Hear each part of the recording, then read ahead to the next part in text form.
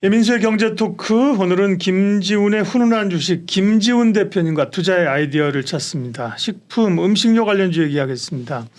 지금 반도체나 2차 전지를 해야지 지금 음식료를 지금 볼 때입니까 지금? 예? 왜 음식료를 얘기를 하시는 거예요? 충분히 그러실 수 있습니다. 근데 네. 저희가 장기적으로 오래 투자해야 되잖아요. 네. 근데 이 식품 관련돼서는 굉장히 투자 아이디어를 얻기가 아주 쉽다, 용이하다. 그래서 생활 속에 있으니까. 생활 속에 있으니까. 그리고 초보 음. 투자자가 접근하기도 아주 좋은 업종이라고 보고 있고요. 식품을 무시하시면 안 되는 게 식품이 이제 글로벌로 나아가고 있습니다. 아, 그렇습니까? 네. 네. 근데 글로벌로 어마어마하게 나아가는데 2차 전지처럼 글로벌 이제 막 진입하기 시작했다고 보고 있습니다.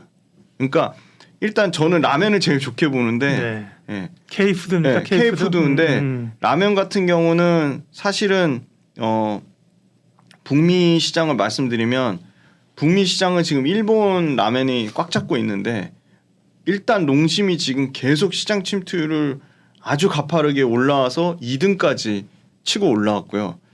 그리고 삼양식품은 10등 밖이었는데 지금 6등 정도를 하고 있거든요. 북미 시장에서. 네, 북미 시장에서. 네. 근데 삼양식품이나 농심 같은 경우는 라면의 단가가 사실은 싸진 않거든요.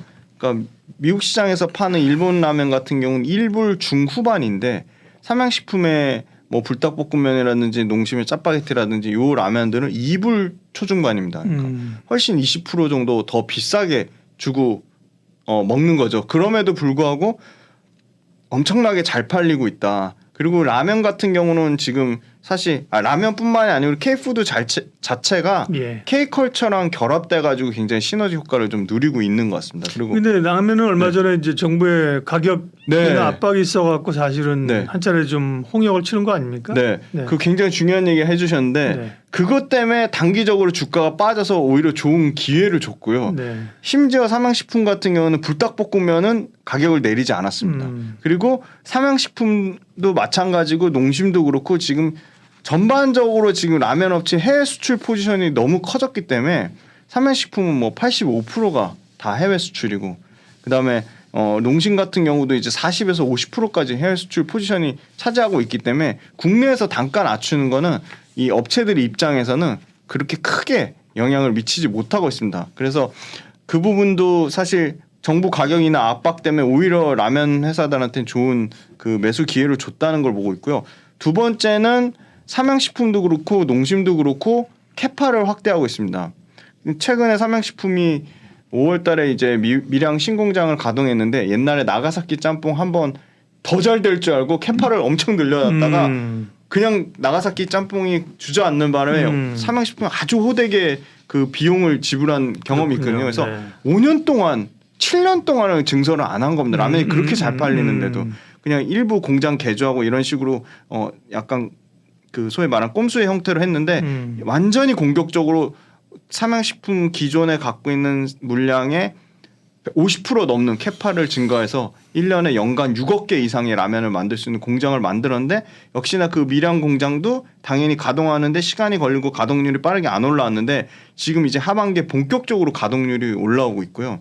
그래서 아마 이 캐파를 늘린 거는 100% 이 매출에 대한 자신감이기 때문에 그래서 이 부분이 캐파가 이제 가동률이 한 80%대까지 회복되면서 올라올 거라고 보고 있고요. 근데 판매 나라가 굉장히 다양해지고 있습니다. 뭐 삼양식품 같은 경우 중국에 대한 포지션이 높았다면 중국 매출 비중 급격하게 줄이고 이 유럽이라든지 북미라든지 심지어 중동까지 엄청나게 매출 국가가 다변화되고 있다는 거는 좀 굉장히 긍정적으로 보고 있습니다. 그래서 삼양식품은 그냥 경기가 좋든 나쁘든 꾸준히 그냥 매출과 이익이 연평균 15%씩 계속 성장을 합니다. 그래서 연간 영업이익을 1,000억대 이상 찍을 정도로 굉장히 탄탄한 회사고요. 심지어 농심이나 그 뭐 동원산업이나 오뚜기나 CJ제일제당 같은 경우는 굉장히 마진이 떨어지거든요. 영업 마진이 뭐 4%대, 5%대에 반해서 삼양식품은 11%, 12%, 13% 꾸준히 계속 올라가고 있고 해외 포지션이 높은데 최근에 그 수출 데이터 이거 재밌습니다. 수출 데이터 어디서 보실 수 있냐면 무역 통계라고 트레스라는 요 사이트가 있습니다. 예. 요 트레스 사이트 들어가 가지고 삼양식품의 HS 코드가 있습니다. HS 코드를 입력하시면 네, 라면이겠죠. 라면의 HS 코드는 1902. 30.10.10입니다. 이걸 딱 치시면 2023년, 2022년, 2021년 데이터를 계속 보실 수 있는데요. 최근에 6월달 데이터까지 나왔습니다. 이미 작년 거에 그러니까 1월달부터 6월달 데이터의 합산을 보면 작년 거에 거의 한 70% 이상을 이미 수출 데이터를 달성했고 수출 단가도 계속 올라가고 있습니다. 그래서 라면 업체는 계속 앞으로 식품 업체 중에 계속 좀 차별화된 모습을 보일 것으로 네. 예상하고 있습니다. 음식료 가운데 일단 라면의 진심이십니다. 네, 그래서 라면 가운데는 농심보다 삼양식품 얘기를 더 많이 하셨습니다. 그렇죠? 네, 네, 삼양식품을 좋아하신다는 거고. 네. 네. 라면 먹고 나서 그러면 이제 음식료 가운데 뭐 초코파이를 먹으러 갑니까? 맥주를 마시러 갑니까? 그다음에 뭡니까? 네, 네, 정확하게 비유를 주셨는데요. 네. 전 라면도 엄청 좋아해서 사실 과자에 더 진심입니다. 네, 네. 과자를 절대 무시하시면 안 되는 게 네. 과자 시장이 어마어마하게 크고요. 네. 엄청나게 성장하고 있습니다. 물론 오리오는 초코파이로 알려져 있지만 네. 우리나라 매출 비중은 점점 줄어들고 있고요. 중국, 베트남, 러시아의 합산 매출이 이미 한국 매출을 뛰어넘었습니다. 중국에서 지금 뭐 한 15% 성장하고 있고 베트남도 한 연평균 10% 정도 성장하고 있고 러시아도 10% 성장하는데 중국에 대한 포지션이 낮다는 얘기는 그만큼 글로벌 매출이 고르게 성장하고 있다는 거고요. 아까 삼양식품도 말씀드린 부분 중에 삼양식품, 오리온 모두 원자재 가격이 좀 빠지고 있습니다. 그래서 원재료 가격이 하향 안정화되고 있다는 점은 오리온이나 삼양식품 입장에서도 당연히 영업이익률이 좋아지는 거고요. 오리온 재미난 건 매달 실적이 나옵니다. 맞아요. 월별로 실적 추정이 가능한데요. 5월 달에 전년 대비 15% 정도 늘어났고요. 6월 달에도 전년 대비 한 20% 정도 매출이 늘어났습니다. 근데 그 핵심은 중국 비중이 줄어들면서 베트남이나 러시아나 동남아시아 쪽에서 매출이 계속 성장하고 있고요. 지금 원가 부담 뭐 감자를 뺀 나머지 원가가 계속 가격이 좀 떨어지고 있습니다. 그래서 원가 부담이 좀 완화되고 있다는 점. 그리고 두 번째는 매출처가 굉장히 좀 다양화되고 있다는 점에서 굉장히 긍정적으로 보고 있고요. 오리온도 한번 실적 한번 보시면 매출과 이익이 한 번도 역성장 없이 한 8%대, 영업이익 단에서는 한 10%대를 계속 꾸준히 성장하고 있습니다. 그리고 전체 식품 업종 중에 압도적으로 영업이익률을 차지하고 있습니다. 삼양식품이 굉장히 영업이익 좋다고 말씀드렸는데 네. 오리온은 지금 올해 영업이익률 16.3%입니다. 그래서 이거에 대한 당연히 밸류에이션 프리미엄을 줘야 된다고 보고 있고요. 오리온도 주가가 굉장히 10만 원대에서 엄청나게 눌려서 계속 못 가고 지지부진했는데 오리온 최근에 상당히 외국인과 기관의 수급이 좋은 현황입니다. 그래서 실적으로 봤을 때 앞으로 여기서 뭐 실적이 크게 뭐 하락하거나 뭐 역성장이 나오지 않는 한 견조한 주가 모멘텀을 좀 보일 것으로 예상을 하고 있고요. 그리고 마지막으로 오리온 관련돼서 네, 오리온도 주가가 최근에 음식료 전체적으로 이제 관심이 없어서 그런지 오리온도 주가가 많이 5월부터 해서 많이 흘러내렸네요. 네네네. 네. 그래서 저는 흘러내려서 좀 매력적이라고 보는 이유가 네. 오리온도 이 글로벌 국가, 그러니까 매출 처도 다변화하고 있지만 제품도 다각화하고 있습니다. 네. 네. 파이만 하는 게 아니고 스낵도 하고 젤리도 하고 그다음에 심지어 건강기능식품 건기식 바라고 하잖아요. 그게 굉장히 상당히 생각보다 그게 엄청나게 잘 팔리는 걸로 알고 있고요. 러시아나 베트남 쪽에서 건강기능식 그래놀라 바라고 하죠. 그게 상당히 잘 팔리고 있고요. 그다음에 러시아나 베트남 쪽에서 사실 계속 신제품이 나옵니다. 젤리가 3분기에 나오고요. 파이류가 4분기에 나오고 그래서 중국 경기 둔화될 거야. 베트남 성장률 떨어질 거야. 이런 우려 때문에 주가가 굉장히 무겁게 눌렸는데 이 글로벌로 매출처를 다각화하고 매출 품목을 다변화하면서 이게 상당히 국내보다 이익률 같은 경우가 엄청나게 중국 같은 경우는 거의 20% 가까이 이익률이 나오고요. 베트남, 러시아 마찬가지입니다. 거의 20%대 그게 나오고 있어서 이 회사가 다른 회사들은 이제 제품 경쟁력보다는 가격을 올려가지고 사실은 가격 올리는 이슈로 주가가 모멘텀을 받았다면 가격 인상을 최소화하면서 온전히 제품 경쟁력만으로 실적 개선을 이루고 있습니다. 그리고 말씀드린 대로 글로벌로 지역을 확장하고 있는데 중국만큼의 큰 시장이 인도나 이 미국, 러시아 쪽으로 캐파를 늘리고 있다. 그리고 이 식품 안정성 이슈 때문에 중국 업체들이 뭐 산즈송슈도 있고 뭐 랑핀푸즈라는 이런 회사들이 매출이 안정성 이슈 때문에 급감하고 있거든요. 그래서 중국 경쟁 업체들이 급감하면 오리온이 상대적으로 좀 반사 수혜를 보고 있다고 말씀드리겠습니다. 네. 라면하고 이제 과자 업체 가운데는 오리온을 말씀하셨습니다. 그러게요. 음식료주들이 이제 원래는 원가 이제 원재료값이 오르면서 가격을 올리고 그렇죠? 원재료값 떨어지면 가격 안 내리면서 안 내립니다. 네, 네. 수익을 이제 기대하는 게 기본적인 로직인데 네네. 기대감으로 사실 올해 좀 올랐죠. 올 초에 네. 기대감으로 좀 올랐다가 사실 에너지가 성장률 쪽으로 다시 가니까 그죠? 네네. 2차 전지나 AI 반도체 이런 쪽으로 가면서 관심이 좀 떨어졌고요. 그래도 볼만한 쪽을 말씀하셨습니다. 네. 라면이나 오리온 쪽 얘기하셨는데 그런 거 보면 뭐 하이트 진로나 롯데칠성이나 뭐 이런 주류 음료 쪽은 정말 좀 모멘텀이 별로 없네요, 그죠? 네, 하이트 진로는 일단 국내용이라는 게 굉장히 좀 아무래도 이제 해외 수출 비중이 너무 적다 보니까 그런 측면이 있고 음. 하이트 진로 물론 오리온도 과자가 경쟁이 치열하긴 한데 하이트 진로 쪽이 저는 더 경쟁 강도가 좀 더 치열하다고 보고 있습니다.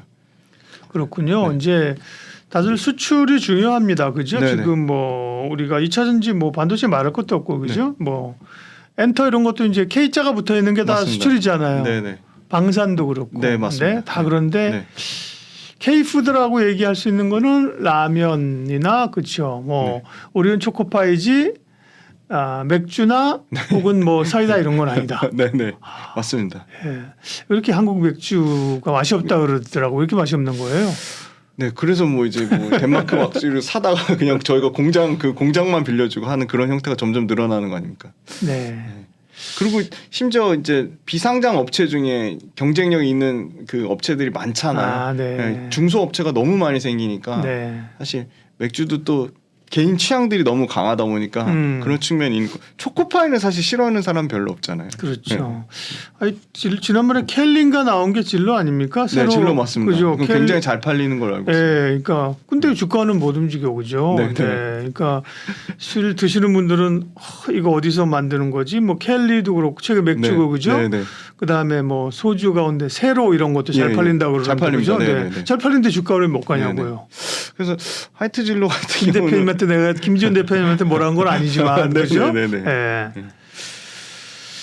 그래요. 그래서 이제 음식료 쪽은 좀 집중을 좀 해야 될 것 같습니다. 그렇죠? 아까처럼 네. 수출 비중이 높은 거. 수출 맞습니다. 비중 보면 이제 농심하고 삼양식품하고 그러면 누가 더 압도적으로 수출을 많이- 삼양식품 수출 비중이 많아요? 높습니다. 삼양식품이? 네, 압도적으로 높습니다. 압도적으로. 네, 네. 그리고 라면에 더 포커스돼 있는 게 삼양식품이 더 훨씬 포커스가 돼 있습니다. 농심은 다른 비 라면류가 더 일부 매출 포지션에서 큽니다. 네. 네. 그래서 어쨌든 수출 비중이 많은 쪽으로 이제 가야 되는 거고요. 네. 네. CJ 같은 경우는 뭐 사실은 이쪽도 뭐 CJ가 뭐 뉴욕 같은 데 가서 무슨 빵집도 내고 비비고 비빔밥도 팔고 굉장히 여기도 한류는 네네. 있는데 주가가 CJ 제일제당 굉장히 좋은 질문 주셨는데요. 네. 본질적으로 CJ 제일제당이 하는 그 원료 이 바이오 원료 쪽이 굉장히 부진합니다. 네, 라이신 뭐 이런 네, 거 라이신 그쪽이 네. 가격 변동도 심하고 매출과 이익의 안정성이 너무 떨어지다 보니까 심지어 네. 최근에 매출과 이익이 굉장히 많이 빠지고 있어서 분기로 20% 30%씩 매출과 이익이 떨어지기 때문에 그거에 대한 매출 포지션이 여전히 많이 차지하고 있기 때문에 그걸 온전히 못 그 밸류를 받고 있는 것 같습니다.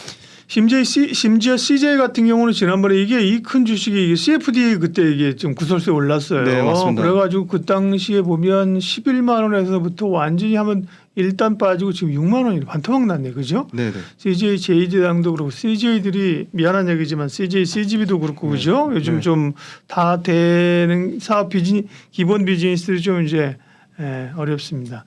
마지막으로 가뚜기는 왜 못 가나요? 가뚜기. 가뚜기 오뚜기도 사실은 네. 되게 우리가 그 이미지가 좋잖아요, 그죠? 네, 네, 네. 근데 착한 기업으로 이 오뚜기도 주가 하락한 거 음식료 중에서 몇 개 오른 것도 있지만 이렇게 야 오뚜기 빠진 거 보세요, 그죠? 네, 진짜 많이 빠졌거든요. 그러니까요. 야. 네, 숫자를 보시면 네. 딱 극명하게 비교가 됩니다. 일단 오뚜기 같은 경우는 일단 올해 실적이 안 나오나요? 올해 기본적으로? 실적이 일단 안 나옵니다. 네. 올해 실적이 뭐 삼양식품이나 농심에 비해서 실적 성장폭 자체가 월등히 네. 떨어지고요. 그다음에 내년과 내후년에는 일단 역성장이 좀 예상이 되고 있습니다. 마이너스 성장을 네. 예상을 하고 있고요. 그리고 오뚜기 같은 경우는 85에서 90%가 거의 내수입니다. 농심하고는 극명, 농심이나 그러네요. 삼양식품하고 극명하고 달리는 게 네. 오뚜기가 수출 쪽에서 굉장히 포지션이 약하다. 수출을 공격적으로 하고 있지 않고 있어서 그 부분이 아무래도 네, 주가가 알겠습니다. 프리미엄 할인받는 요인이 되겠습니다. 그러니까 이제 많이 떨어졌다고가 이렇게 사면 고생할 수 있습니다. 그렇죠. 기본적으로 음식료는 좀 제한적으로 이제 관심을 가져야 됩니다. 김지훈의 훈훈한 주식 김지훈 대표와 함께 음식료 이야기, 특별히 진심인 라면 이야기를 중심으로 나눠봤습니다. 고맙습니다. 감사합니다.